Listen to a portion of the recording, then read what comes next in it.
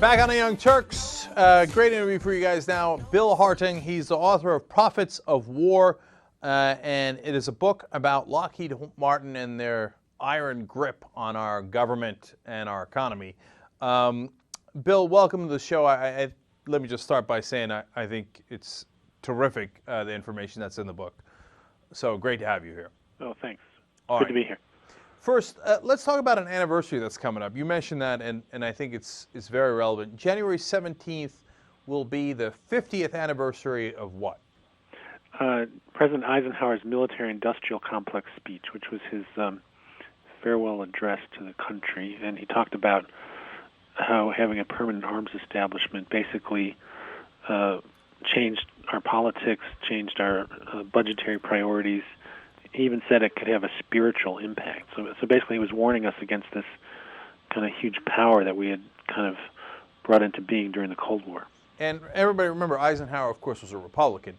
And he turned out that he was 1,000,000% right. In fact, if he saw the results 50 years later, he would probably think, like, boy, I didn't see it coming that bad, right?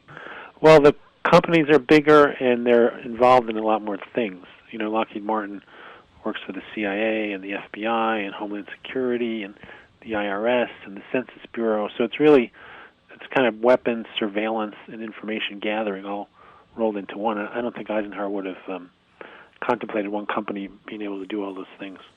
Especially the way they're also spying in on us. We'll get to that in a little bit. But let's get some overview on Lockheed Martin. Okay, who are they? How much money do they make? How much of the defense budget is related to Lockheed Martin? Well, they are the biggest weapons contractor, and they get $29 billion a year from the Pentagon, that makes them the biggest recipient of taxpayer dollars of any institution. And they have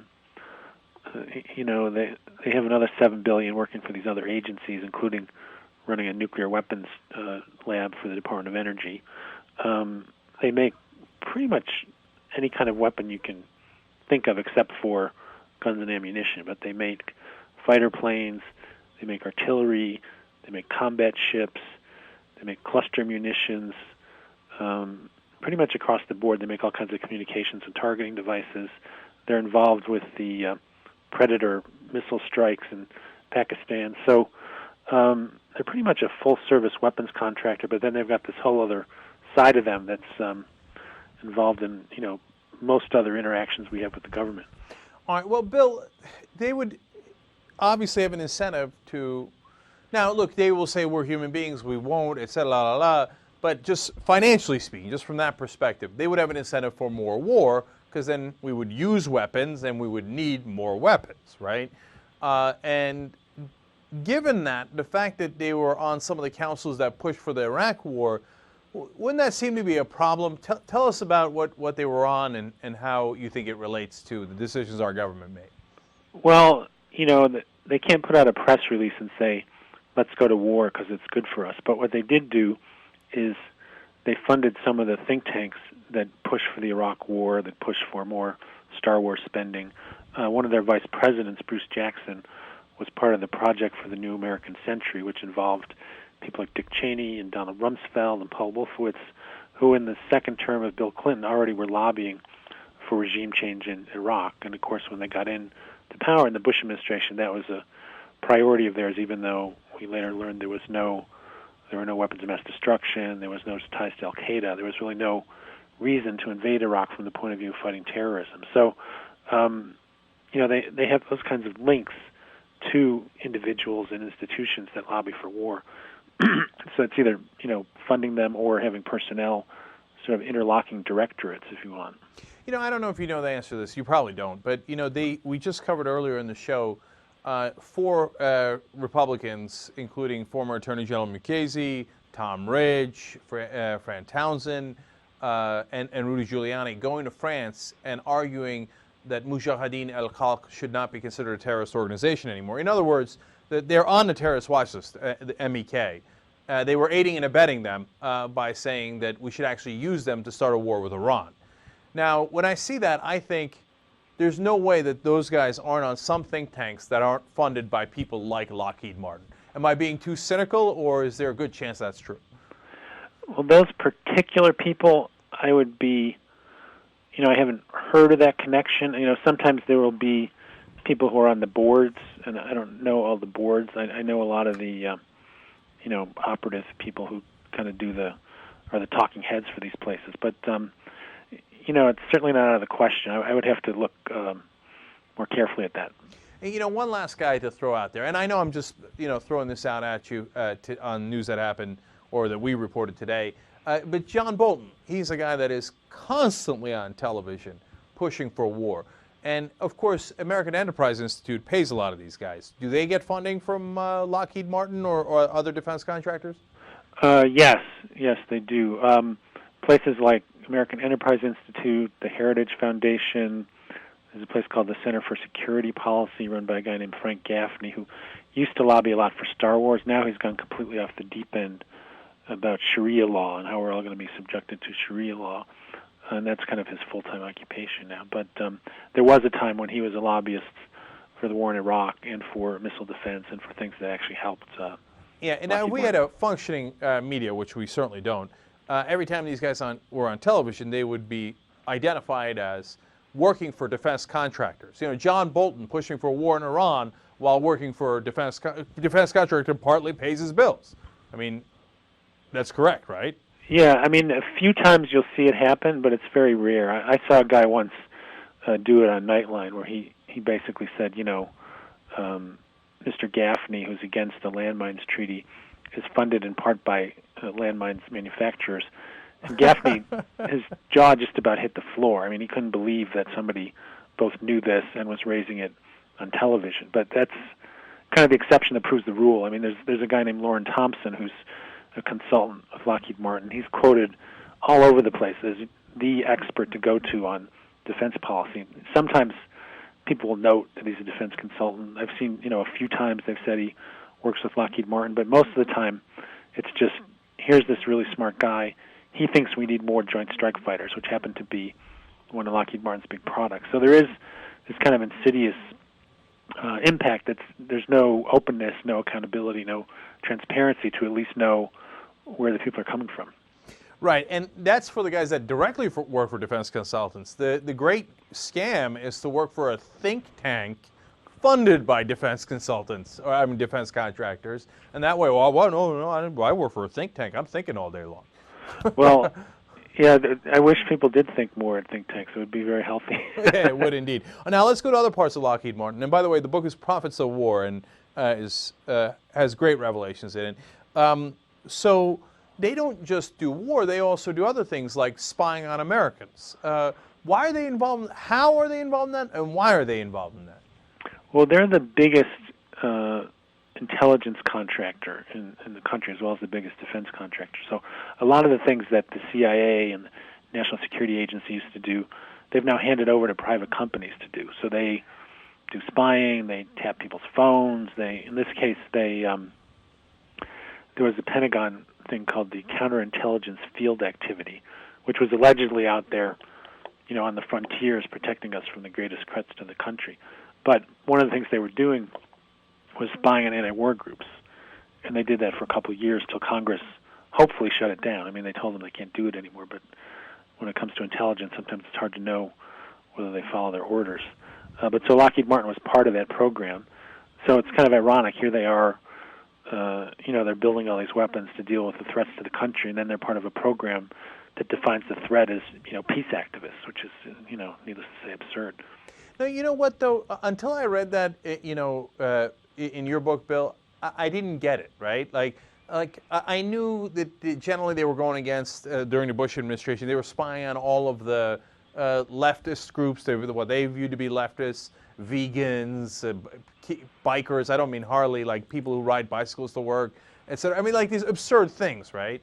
But I couldn't understand how anybody could have the logic of an anti-war group or the Quakers, their whole point is to be peaceful, how they would be a danger to be violent, right? But when I read that Lockheed Martin is the guy doing the spying, well, of course, their number one people that they hate the most are the anti-war groups. Well, yeah, one of their jobs was estimating future threats. And so I guess, this was high on their list as opposed to, Al Qaeda or nuclear weapons or things that might actually hurt us. No, but that's logical, because it's not logical if you're the United States of America, but if you're Lockheed Martin, Al Qaeda is not a threat. Al Qaeda is awesome, because then we get to declare war against them. We spend so much more on weaponry. We scare the hell out of everybody, tell them we need Star Wars, etc. But anti-war groups, if you're Lockheed Martin, they are a threat. They're the top threat. You don't want them taking control. That would be terrible. That would cut into your profits.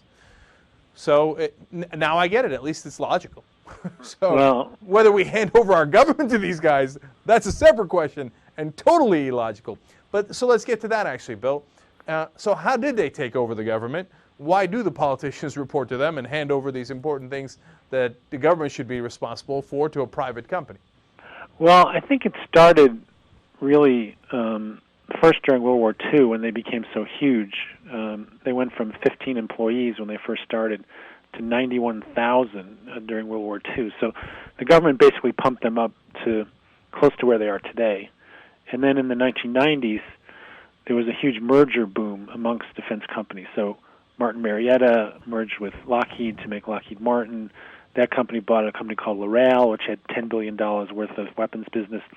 So they just became this huge conglomerate, which could throw its money around to political contributions, could pay for lobbyists, could point out that, Congressman X, I have a plant in your district, you can't vote against me.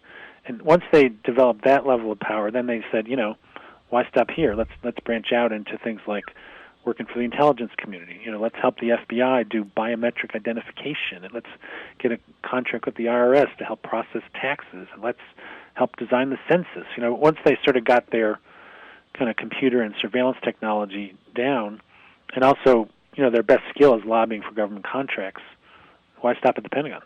No, of course. Once you bought the politicians, you'd be a sucker not to milk them for more projects. Why stop at defense? Yeah, eventually this will be the United States of Lockheed Martin.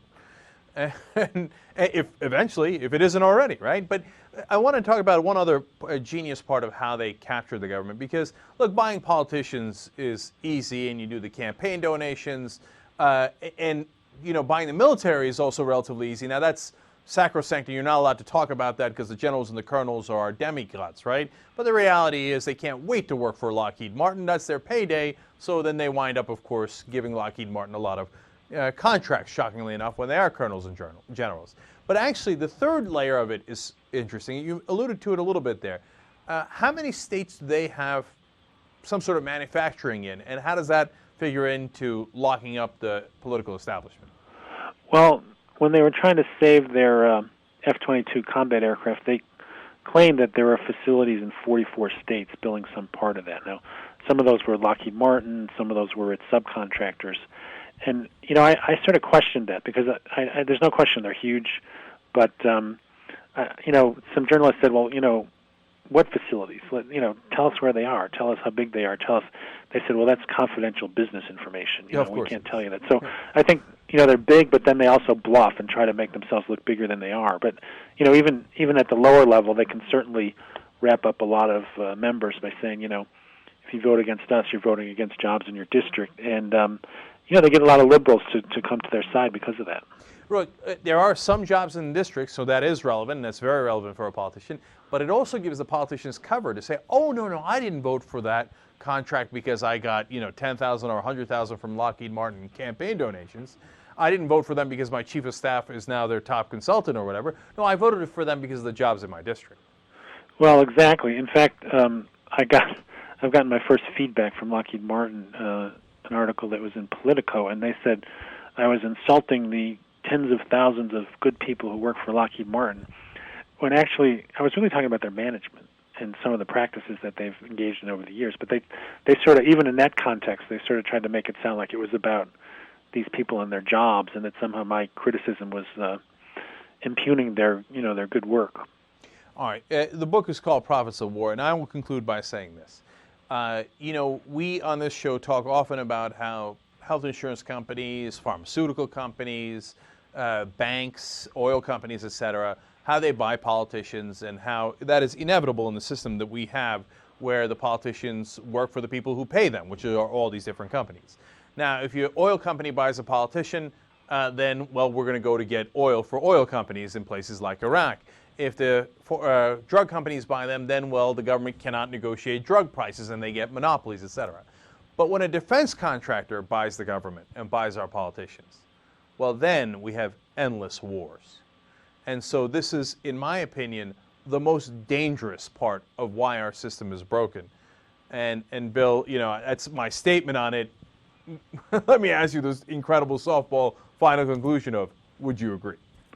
Well, yes. I mean, you know, there's some subtleties to it because they work indirectly, as we mentioned. But I think there's no question that there's been evidence of people in these companies working with think tanks, working in various ways that promote tension. Not to mention they'll be on a advisory panel that, you know, says, well, we've got this threat from China we have to build up against. So basically, war or preparation for war is basically what they, you know, press for. And they are going to be really, really hard to unseat. I mean, if you thought, the health insurance companies are actually some of the least powerful of these different companies, right? And they proved to be too hard to unseat in historic healthcare reform. You try going after defense contractors, good luck to you, right? But at least we know a lot more information because of the book Prophets of War. Bill Harding, thank you so much for joining us. Really appreciate it. Great, great book. Well, thanks a lot for having me. All right, absolutely.